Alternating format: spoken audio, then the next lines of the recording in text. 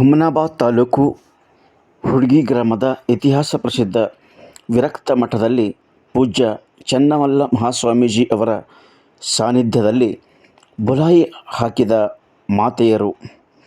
ತಾಲೂಕಿನ ಇತಿಹಾಸ ಪ್ರಸಿದ್ಧ ಹುಡ್ಗಿ ಗ್ರಾಮದ ವಿರಕ್ತ ಮಠದಲ್ಲಿ ಶ್ರೀಮಠದ ಪೀಠಾಧಿಪತಿ ಪೂಜ್ಯ ಚನ್ನಮಲ್ಲ ಮಹಾಸ್ವಾಮೀಜಿಯವರ ದಿವ್ಯ ಸಾನ್ನಿಧ್ಯದಲ್ಲಿ ಗ್ರಾಮದ ನೂರಾರು ಸಂಖ್ಯೆಯ ಮಾತೆಯರು ನಾಗಪಂಚಮಿಯ ಅಂಗವಾಗಿ ಮಂಗಳವಾರ ಬುಲಾಯಿ ಹಾಕಿದರು.